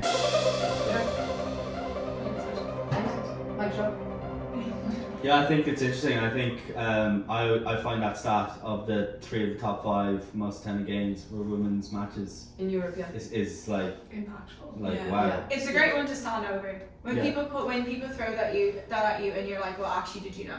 Yeah. And you can turn it, and it's just like the numbers speak for themselves. But and then Ireland's game against Australia in Stadium Australia has sold out 81,500 people. That's the sixth time a women's football match in the last 12 months has sold over 81,000, which is crazy. Part of that was the hype as well, that like it was like, oh my god, it's moving to a bigger stadium because we asked for it and because people listened. Which is unusual because we've asked for it before. Tickets were expensive too. Were they? Like, yeah. It's not like schools, or anything like that. Like you have to pay good money for it. Mm-hmm. I think that's the really exciting thing about like we're seeing now. I think we're obviously all excited when we hear like Ireland are sold at 81,500. Barcelona are selling 90,000. Like we're not even like so shocked anymore. It's like, oh, that's really cool. Now the challenge is, can we do that on a more frequent basis we do to it other locally? games? Yeah. Because like I think like for me, Australia is hosting the World Cup, and I think Australians are into sport. Say even they're into soccer, like even like the fact that it's like Ireland and Australia are the first game that's going to kick off in Australia is. Like there's a strong Irish contingent over there as well, so I think like that all helps. But for me, like I'd like to see that continue the the momentum continue, exactly. And like ride the wave. Yeah, we're talking about like so allegedly Tallaght Stadium has been sold out 3 times for the women's game, but we've been there and there's been a high percentage, well not a high percentage, but a good chunk of the stadium has been empty, which is disappointing when you're being told it's sold out. Which is frustrating because like you're being told it's sold out, so we didn't go look for the tickets when we were like I didn't go look for the tickets when I did want them because I was like, oh no, it's sold out. That's it. So there's so many people that would have been in that position. No, I know after like it obviously happened with the Zambia-Ireland game, and there's a huge emphasis being put on that now ahead of the game with France, so hopefully we do see that shift for that game, that it'll change. But I think what we need to look is like the bigger picture and like what comes next. So selling out Tala is one thing, but the game that's due to happen in the Aviva in September, at a point absolutely needs to be proven. And I know we're saying, you know, it doesn't have to be women supporting women and everything, but for me, that game, it absolutely does need to be women supporting women. It needs to be everyone supporting women. I don't care if you are the slightest bit interested in football, just go. Because it's sport. In sport, whatever it is, even if you're not, if you are actually just interested in gender equality and trying to see the women get the opportunity and the support and everything that they deserve, just go. Like I want to say, like every single person there, and just prove a point that we should be in the Aviva, the women should be in the Aviva, and not, oh, we have to sell out Tala and it has to be like X amount of times and this type of thing. Like, I think for a while, and it's not an obligation on women, and it's not a sole responsibility that women need to support women. I don't agree with that, but I think over the next like 5 or 10 years, women do need to try and get interested and get involved to try and create that shift, whether they're only kind of casual fans. For some of the things they just have to show up. What I'm worried about most with that match is that if we don't sell it out, it will be held against women forever. Like, I just feel, why does it need to be sold out? It's the most frustrating thing, but that's what I like. That's because we're so used to getting bashed. Like that, it just feels like it's going to be used and weaponized against us for anything we ever ask for. Which is ridiculous. For me though, like I know you referenced the game we went to Wembley for. Like it shouldn't just be Ireland are playing Northern Ireland. Like that's obviously a massive game in itself. But and I think it's a strong starting point. It needs to make it an occasion, an event. I think exactly. Like have it be Bohemians versus Shamrock Rovers. Why isn't that swelling out? It's a Dublin derby in itself, you know. Like for the women's games, for instance. Because the marketing and the advertising. That's it. Like let's bring it to the local scene. Like Katie McCabe. A lot of the top players for the Irish national team are not playing here. You know? So like you have to accept it. What are you doing to attend these games? But also there's some of the girls that are. Exactly. Like you're looking at Shamrock Rovers, you have Anya Yoga playing there, you have Aviva playing there. Like market that. Get them down. You want to come down and watch some of the girls that are going to a World Cup. Get down and watch the game. You know, and there's a huge amount of improvement needs to happen. Like for me, and I've said it before, but I think the US and I think the UK are good at investing. When they invest, they see success, and we know that investment usually delivers success, whether that's medals, whether that's attendances, whatever it is. But they try and make things a spectacle, make it an experience, and I just feel like there's a bit of hesitancy in Ireland sometimes to do that. That it's like, oh, whatever, where it's just like, okay. Like you want to give them the effort into it. You know, you want to make them excited. That's the cool thing about live sports. It's not just the fireworks, it's the music, you know, and everything like that. Just like make it addictive. To be fair, like, you know, we obviously all went to the Zambia game. The atmosphere was good. Seeing all of the little girls and boys there really excited about it was good, and hopefully they will be the start of the next generation. And it's going to take time, but that's why for me, the women supporting women piece, I do want to see women just commit to, even like if you go, if you're just go to one game a year or 2 games a year. It's just really fun. It's safe as well. You know what I mean? There isn't that much fighting. You know, like there's very little swearing. It's just such a fun atmosphere. And people are like, even opposition relationships tend to be better. And then someone mentioned earlier, I meant to bring it up, but the kind of commentary about like football, like sometimes being boring or whatever. But there's the general kind of feeling for some football fans that watch men's and women's football is that there's actually a little less like diving. diving and like exaggerated dramatics, not the right kind of drama that you're looking for. But like there's people that get a smack and then they just get back up and they're like whatever. Where sometimes the men's game they're like rolling around. It's like you didn't even get touched. You get that cut to Alana Kennedy's broken nose. I saw that video today actually. Debbie, roll that clip. Is it a break? That's the question, or is it? Oh, she's seen herself up on the scoreboard here on the big screen. I think overall it's really good and I'm excited to see what... I'm excited to dive into it. Yeah, no, it's really good. I think it gives you a good picture of the history behind women's football and where we are now and what, I suppose, it's not all rosy in the garden, but it's also...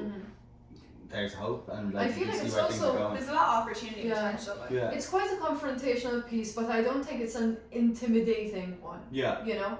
Because like while writing it, I was like, I don't want like male viewers to feel like it's an attack. It's an attack. But I do think that like acknowledging the fact that it was the Tottenham men's team that offered the pitch for the women, that's amazing. Men watch more women's sports. Never spoken about. I've never heard of it before. No, let's acknowledge it. Facts are facts. Well, the stats of the Euros is that 53% of the attendees at the Euros are men. That's it. And I like that. That's pretty balanced. Exactly, that's it. And that's like the beauty of it. So it's like the power of linking up. That then like everything happens. That's an uplift together. I think it's like everything you said there is fact as well. It's not like it's an attack. It's an attack if you are like this. Those are facts. That happened. Yeah. So it's not like if you find that as you being attacked, there's something wrong in that situation. It's acknowledging history, what happened. I think it's also one of those pieces where like if then comments want to be silly, it's just like enough has been said. You know. Now, and a lot of the time people are like, where's the proof? You're trolling now just because for the sake of trolling. I like a lot of research has been done. Like you say it before they say it. And I think if there's some of the topics, and I know this is something we've had conversation about already, but even for people that are like tuning into this part of the conversation, but if there are some of the topics that we want to dive into a bit more, or like the audience wants us to dive into a bit more after the video essay piece has been released, like we definitely can't do that, and obviously this will probably help paint more of a picture for some of the context, but like we definitely want to just like share more information and go off into some of those topics in a deeper fashion. DM me. I think like the obvious or the things that we've all seen before is and I think we touch on it, and maybe it can be another one of these, but it's the whole you don't generate enough money, and I think you've debunked the other one where no one cares or no one's watching, who cares kind of thing. I mean, you should like the stats there prove that there are 81,500 people who care. That's more than no one. But I mean that's actually physically going to the game. Like, we know the estimate of like how many people are. I think the 130 something percentage increase in just total viewership in the UK on television. That's so I think the stats for the World Cup are going to be unreal. The Euros has had significant growth, and I think the World Cup will. Do I think there's room for improvement, and do I think that we should be still striving for more? Yeah, absolutely. Like I think there's like obviously seeing the 5 countries at least that are struggling. You've obviously mentioned South Africa, like Nigeria are struggling. Like there's a couple of like different countries that are not being set up properly ahead of this tournament, and so obviously there's room to improve there. And in the broadcast deals, whether it's Germany, Japan, whatever it is, like there are things that are unfortunate, but and leave like that extra like 5 or 10% improvement for more viewership and etc. etc. But I still do think that the results are going to blow the last World Cup out of the water. The only danger is the kickoff times from American audience. But I still think like. But they might be okay because women's football in the States is celebrated and is so big over there, and because they're 2-time champions. Or even the way Washington has their bars open 24/7 Oh, really? Okay. to let people come and be able to watch it. Like if that's the case, they're probably the best fans to be given a barrier. If that makes sense. And it's also about damn time. Like we've been suffering with like UFC and boxing. Something else as well. You're saying that like they're doing very well, and like there's lots of improvements still in terms of soccer, but like it'll be amazing the stats. soccer is the sport in women's sport that is being used, and thankfully is going to be the thing that everyone's going to try. All the other sports model. are Yeah. going to model against. Yeah. So it's just pretty cool. It makes sense as well. Like football at the end of the day is the biggest sport in the Yes. world, Yeah. and like if you're gonna use something to propel women's sport forward, you might as well do it where that has the most people playing in it, and that everyone can understand. Like your grandparents could flick on the TV and would know what's going on in football there, as if it's Even if it's rugby, which is like the second, I think, or like the third, like one, like it's easy to follow rugby, but the rules are there's pretty intricate hard. rules that are difficult, whereas in football it's pretty Exactly. it's Yeah. almost apart from It's like one or it's two simple. rules, it's pretty It's simple. My nana even puts on the game sometimes. That's Because I've talked about it, like she'll Yeah. ring me, she's like, I saw the game last Oh, night. I they know. won." That's class. Yeah. Well done. Amazing. Perfect. Shall we call it? Yeah. Yeah. Go team. Thanks, guys. Cheers.